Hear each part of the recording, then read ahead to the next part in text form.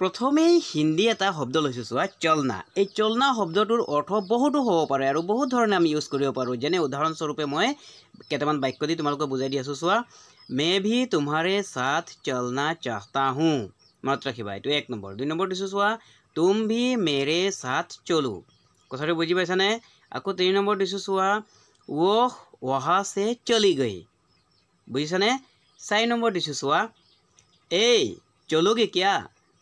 বুজি পাইছানে? এনেকৈ আমি ব্যৱহাৰ কৰিব পাৰোঁ এনেকৈ। 5 নম্বৰটো আকৌ এটা দিছোঁ চোৱা, वो बहुत तेजी से चलती है। তে ঠিক তেনেকৈ এইকেইটাৰ অসমীয়াতে অৰ্থটো বুজাই লওঁ চোৱা, ময়ো তোমাৰ লগত যাবলৈ বিচাৰোঁ। বুজি পাইছানে? তাৰপিছত 2 নম্বৰ দিছোঁ চোৱা, তুমিও মোৰ লগত ব'লা। তুমিও মোৰ লগত ব'লা দেই। 3 নম্বৰ দিছোঁ চোৱা, তাই ইয়াৰ পৰা গুচি গ'ল। বুজি পাইছানে? তাৰপিছত 4 নম্বৰে দিছোঁ চোৱা, এই যাবি নেকি? বুজি পাইছানে? তাৰ পাছত 5 নম্বৰত দিছোঁ চোৱা, তেওঁ বৰ বেগেৰে যায়। তে এইকেইটা বাক্যতে অলপ মন দি চোৱা। গোটেই 5টা বাক্য দিছোঁ, অৰ্থকেইটা বুজাই লওঁ দেই। তাৰপিছত মই কৈ আছোঁ, মে ভি। হিন্দীত মে ভি দিছোঁ, অসমীয়াত দিছোঁ চোৱা মই ও। বুজি পাইছানে? তোমাৰে।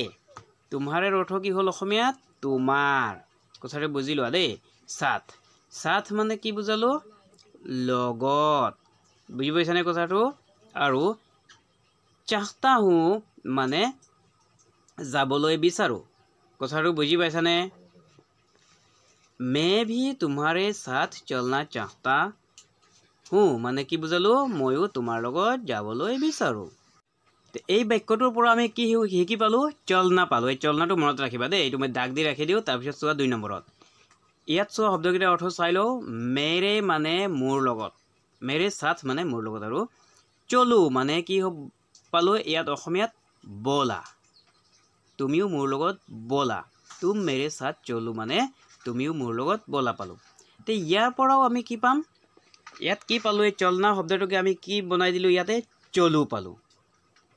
কথাটো বুজি পাই আছেনে? মই কি ক'ব বিচাৰি আছোঁ? চলনা শব্দটো আমি কেনে ধৰণে ব্যৱহাৰ কৰিব পাৰোঁ তাকে বুজাই আছোঁ দেই। তে ইয়াত আমি কি পালোঁ? চলো পালোঁ। আৰু ওপৰত পালোঁ কি? চলনা। 3 নম্বৰত চোৱা এতিয়া, ওহ ইহা সে চলি গই। তে ওহ মানে তাই পালোঁ অসমীয়াত দেই। ইহা সে মানে কি পালোঁ অসমীয়াত? ইয়াৰ পৰা। বুজি পাইছানে?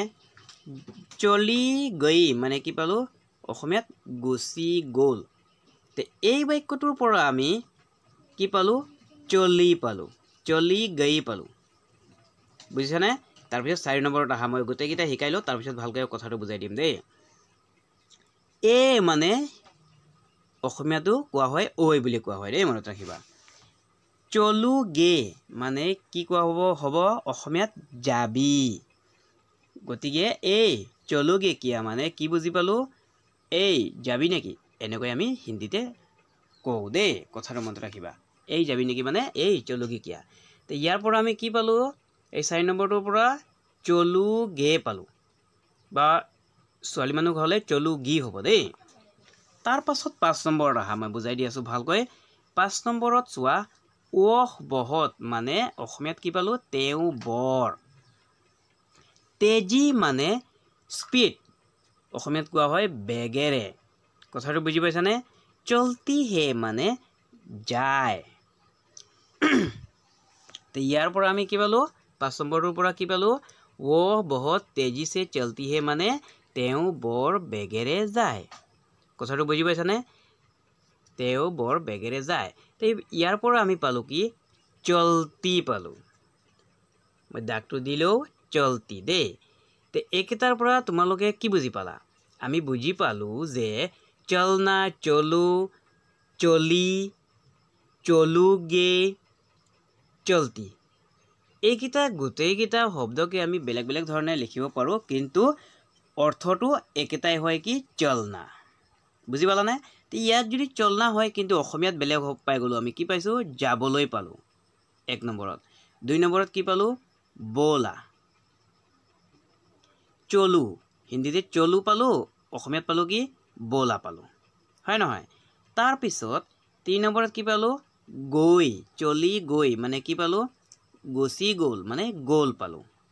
তাৰপিছত 4 নম্বৰত চোৱা চলুগে মানে কি পালো অসমীয়াত যাবি বুলি পালো। তাৰপিছত 5 নম্বৰত পালো কি চলতি মানে অসমীয়াত কি পালো যায় পালো। ইয়াৰ পৰা আমি এইটোৱে বুজি পালো যে এইটোৱে বুজি পালো যে চলনা শব্দটোৰ পৰা আমি একেটা শব্দ ইউজ কৰি আমি বহু ধৰণে কথা ক'ব পাৰো, কিন্তু আমি তাৰ অৰ্থটো কিন্তু সলনি নহয়, অৰ্থটো একেটাই হয়। বুজি পালানে? যাবি মানে সব বস্তুকে যোৱাকে বুজাইছে না। যেনে মই তোমালোকক ভালকৈ বুজাই দি আছো। এতিয়া চোৱা চলনা শব্দটোৰ আমি কি অৰ্থ বুজি পাম। চলনা শব্দটোৰ অৰ্থ বুজি পাম অসমীয়াত যাবলৈ হলে হিন্দীত কি হ'ব চলনা। অসমীয়াত যদি আমি কওঁ বলা তেতিয়াহ'লে কি হ'ব চলো। একেটাই হয় নহয়? চলনা চলো। গোল মানে কি বুজি পাম আমি হিন্দীতে চলি গই যদি ছোৱালী হয় দেই, আৰু যদি ল'ৰা হয় বা সি হয় বা তাই হয় তেতিয়াহ'লে বেলেগ হৈ যাব। গোল মানে আকৌ এটা পাম কি আমি চলে গয়ে মানে সি, ইয়াত ব্যৱহাৰ কৰিব পাৰোঁ, ইয়াত বুজি পাম আমি সি দেই। যাবি মানে কি বুজি চলুগে মানে এইটো ল'ৰা মানুহক বুজাইছে দেই। তাৰপিছত আকৌ আমি যাবি মানে বুজি পাম কি অসমীয়াত যদি আমি যাবি কওঁ তেতিয়াহ'লে হিন্দীত বুজি পাম কি চলুগি মানে ছোৱালী মানুহক বুজালো দেই। ইয়াত ছোৱালী মানুহক বুজাই আৰু জলুগি মানে। তাৰপিছত চোৱা যায় মানে কি বুজি পাম চলতি হে। যায় মানে কণ্টিনিউ যাই থাকে গৈ থাকে, তাকে চলতি হে বুজাই দেই। কিন্তু যদি কোৱা হয় যাম তেতিয়াহ'লে কি বুজি পাম আমি চলুংগি, আৰু এইটো ছোৱালী মানুহক। কিন্তু ল'ৰা মানুহক বুজালে যাম বুলি ক'লে চলুংগা। যেনে মে উসকে সাথ চলুংগা, এটা বাক্য দি দিলো। যেনে মই তেওঁৰ লগে লগে যাম। কথাটো বুজি পাইছানে? তাৰপিছত চোৱা ইয়াৰ কাৰণেও বাক্য দি দিওঁ হা। চলুংগি মানে ছোৱালী মানুহে কোৱা মে ভি চলুংগি। বুজি পাইছানে কথাটো? মে ভি চলুংগি মানে অসমীয়াত মই যাম বা ময়ো যাম। ওটো মই দিয়া নাই দেই, পাহৰি গলো। ময়ো যাম বুজালো। চলতি সেইকাৰণে বাক্যটো দিলে চোৱা ৱহ ধীৰে ধীৰে চলতি হে। কথাটো বুজি পাইছানে? মানে তাই লাহে লাহে যায়। বুজি পাইছানে কথাটো? তাৰপিছত চোৱা চলুগি, ইয়াৰ কাৰণেও দি দিওঁ তুম চলুগি। এনেকৈ ক'লে আৰু কাৰোবাক তই যাবি মানে আমি অসমীয়াত কি ক'ম তই যাবি বা তুমি যাবানে, এনেকৈ ক'ব পাৰোঁ। তাৰপিছত চোৱা ওপৰতো চাই লোৱা চলুগে। পচন্দ দিছোঁ চলুগি, এতিয়া দিছোঁ চলুগে মানে তু চলুগে কিয়া মানে তই যাবি নেকি, আমি এনেকৈ অসমীয়াত ক'ম বা ক'ব পাৰোঁ দেই। তাৰপাছত চোৱা চলে গয়ে মানে ৱহ সুবহ সি চলে গয়ে, এনেকৈ আমি ব্যৱহাৰ কৰিব পাৰোঁ। যেনে অসমীয়াত ইয়াৰ অৰ্থ হ'ব সি ৰাতিপুৱাই গুচি গ'ল। কথাটো বুজি পাইছানে?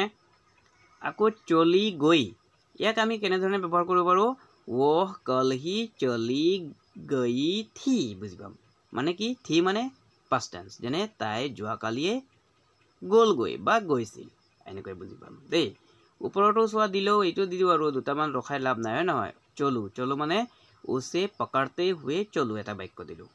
যেনে অসমীয়াত ইয়াৰ অৰ্থ তাক ধৰি বলা বা তাক ধৰি কিনি বলা, এনেকৈ আমি অসমীয়াত কওঁ। চলনা হমে অব চলনা চাহিয়ে মানে কি অসমীয়াত বুজাই দিছোঁ আকৌ চোৱা মই এতিয়া যাবগৈ লাগিব। ইয়াত হমে মানে আমি বুলি কোৱা হয়, কিন্তু মই ইয়াত মই বুলি দিছোঁ। কিছুমান ঘৰুৱা ভাষাতে হম মানে মোক নিজকে কোৱা হয় দেই। আচ্ছা, যি কিয়ে নহওক বহুত সময় কথা ক'লো। ঠিক তেনেকৈ এই চলনাৰ দৰে নহি শব্দটোৰ অৰ্থ বহুত আছে। এনেতো আমি সকলোৱে জানো যে নহি মানে নহয়, কিন্তু যদি আমি অসমীয়াত ইয়াৰ অৰ্থ বুজিবলৈ চেষ্টা কৰোঁ তেতিয়াহ'লে যেনে নহয় যাম বুলি আমি যদি ক'ব বিচাৰোঁ তেতিয়াহ'লে হ'বনে? অশুদ্ধ হ'ব। কেনেকৈ ক'ব লাগিব আমি নহি যাওঁগা, এইটোহে ৰাইট হ'ব।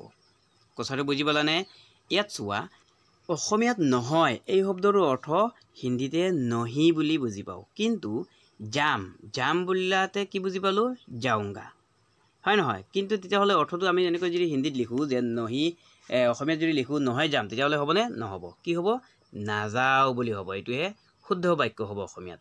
ঠিক তেনেকৈ নাখাওঁ, নকৰোঁ, নামাতোঁ, নপঢ়োঁ, নাচাওঁ, নিবিচাৰোঁ, এনেকৈ আমি যদি ক'ব বিচাৰোঁ হিন্দীতে তেতিয়াহ'লে আমি নহি শব্দটোহে লগাই দিলে হৈ যাব যেনে নহি খাওঁগা নহি কৰোঁগা নহি বোলাওঁগা নহি পঢ়োঁগা নহি দেখোঁগা নহি চাহতা হওঁ এনেকৈ বিচাৰোঁ কিয়নো কাৰণ এই অসমীয়া আৰু হিন্দী শব্দবোৰ মন দিয়া এইবোৰ চালে তোমালোকে বুজি পাবা এইবোৰ চাই কোৱাচোন যে এইবোৰ কোন কালত বা কোন টেন্সত পৰে ক'ব পাৰিবানে কোনোবাই কথাটো বুজি পাইছানে মই কি ক'ব বিচাৰি আছোঁ তোমালোকক এই যে নাখাওঁ নকৰোঁ নামাতো বিলাক দিছোঁ এইবিলাক কোন কালত পৰে এইবিলাক বুজি পাব লাগিব কেনেকৈ যেনে মই নাখাওঁ এইটো কোন কালত পৰে কোৱাচোন তোমালোকে এই মই নাখাওঁ বাক্যটো সৰু বাক্য আৰু এটা দুটা শব্দৰ এটা বাক্য ঠিক কিছুমান এনেকুৱা কথা আছে অলপ ভাবি চাব লাগে ভৱিষ্যত হ'ব লগা কথা যেনে মই তোমাক ভাল পাওঁ এটা সৰু বাক্য দিছোঁ দেই চুটি বাক্য আকৌ চোৱা মই কেতিয়াও ভাল নাপাওঁ আকৌ চোৱা মই পাছত ভাল পাম এই তিনিটা বাক্যৰ মাজত পাৰ্থক্য কি ইয়াত ভাল নাপাম মানে বুলি আমি কিয় নকওঁ কথাটো বুজি পাইছানে ভাল নাপাওঁহে কওঁ আমি কিন্তু ভাল নাপাম বুলি কিয় নকওঁ আমি ইয়াৰ কাৰণটো কি কেতিয়াও ভাল নাপাওঁ মানে বা মই পাছত ভাল পাম ইয়াত নাপাম বুলি হ'ব লাগিছিল কিন্তু আমি কিয় কওঁ নাপাওঁ বুলি এই উটো লগত কিয় লগাও অসমীয়া কথা কওঁতে যেনে ইয়াত এইফালে চাই লোৱা বাও চাইডে নাখাওঁ নকৰোঁ ইয়াতে আমি কৈছোঁ যে কথাটো যে দুটা শব্দ লগ লাগি এটা শব্দ হৈ গ'ল কিন্তু হিন্দীত হ'লে বেলেগ বেলেগ হৈ যায় যেনে নহি খাওঁগা নহিটো বেলেগ হৈ গ'ল আৰু খাওঁগাটো বেলেগ হৈ গ'ল আকৌ এটা চুটি বাক্য লৈছোঁ কুছ নাহি এই কুছ নাহি বাক্যটোৰ এটা এটা অৰ্থ আমি ভালকৈ সঠিককৈ আজি জানিম চোৱা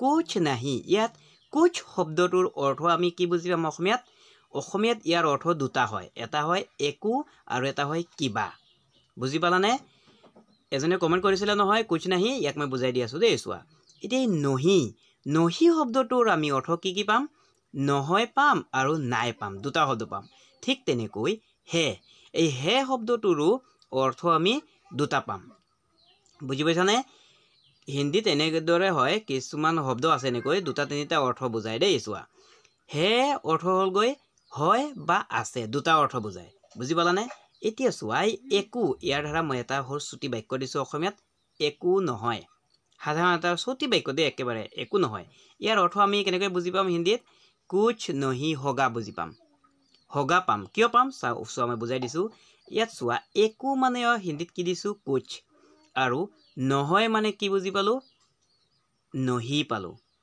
তাৰপিছত এই হগাৰ মানে ইয়াৰ অৰ্থ কি হ'ল হগা মানে ই কি বুজাইছে হ'ব হগা মানে হ'ব যেনে ভৱিষ্যত হ'ব লগা কথাকে বুজাইছে ইয়াত কাৰণটো কিয় মই তলত আকৌ চুটি চুটি দুটা বাক্যৰে তোমালোকক বুজাই আছোঁ কথাটো চোৱা তাৰ একো নহ'ব আৰু তাৰ একো নহয় এই দুটা বাক্যৰো হিন্দীতে কিন্তু অৰ্থ একেটাই হ'ব এই দুটাক যদি আমি হিন্দীত ক'ব বিচাৰোঁ কেনেকৈ ক'ম উছে কুছ নহি হোগা বুজি পালানে তাৰ একো নহ'ব মানেও উছে কুছ নহি হোগা আৰু তাৰ একো নহয় মানেও উছে কুছ নহি হোগা নহয় আৰু নহ'ব দুটাৰ অৰ্থও আমি নহি হোগা বুলি পালোঁ কিয় পালোঁ জানানে কাৰণ হ'ল হিন্দীতে হওক বা অসমীয়াতেই হওক আমি কিছুমান এনে শব্দ আছে যাৰ এটা শব্দৰ কেইবাটাও অৰ্থ থাকে বুজি পালানে কথাটো হিন্দীৰ হ'লেও কেইবাটাও থাকে অসমীয়াৰো থাকে ঠিক তেনেকৈ ইয়াত চোৱা কুছ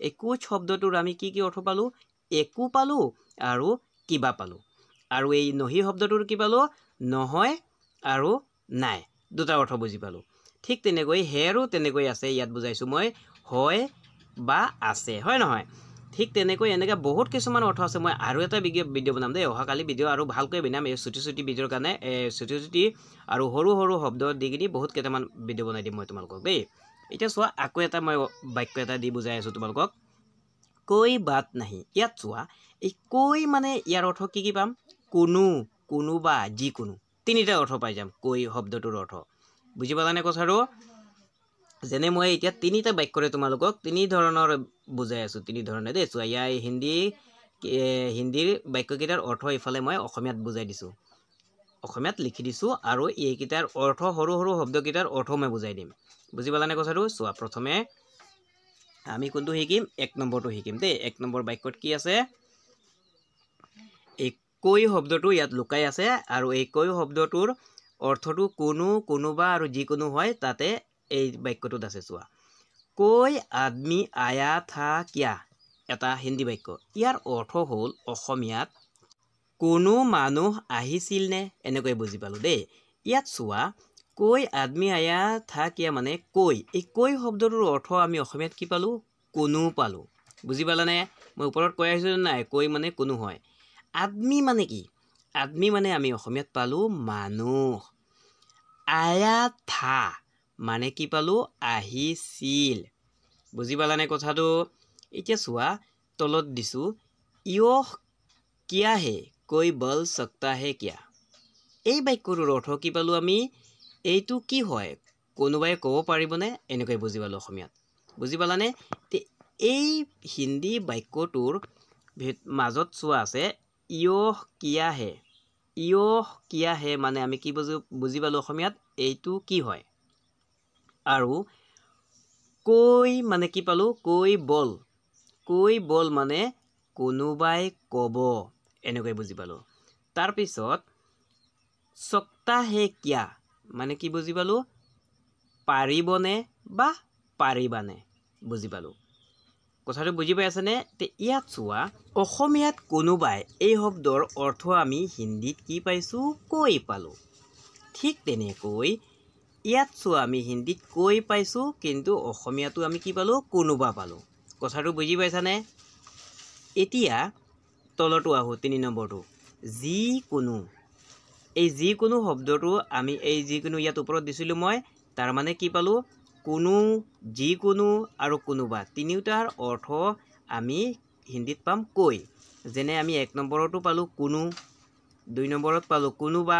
আৰু 3 নম্বৰত কি পাম যিকোনো এতিয়া চোৱা নহি এই নহি মানে কি পালো নোৱাৰিব পালো কথাটো বুজি পাইছানে যেনে कोई भी आदमी यहाँ नहीं आ सकता মানে কি পালো অসমীয়াত যিকোনো মানুহ ইয়াত আহিব নোৱাৰিব নহি শব্দৰ অৰ্থ আৰু এটা কি পালো নোৱাৰিব পালো কথাটো বুজি পাইছানে আজিৰ ভিডিঅ'ৰ পৰা যদি কিবা শিকিব পাৰিছা তেতিয়াহ'লে ভিডিঅ'টো লাইক কৰিবা আৰু এই চেনেলত যদি প্ৰথমবাৰ ভিডিঅ' চাই আছা তেতিয়াহ'লে চেনেলটো ছাবস্ক্ৰাইব কৰি ৰাখিবা আজি ইমানতে হাই মাৰিলো বাই বাই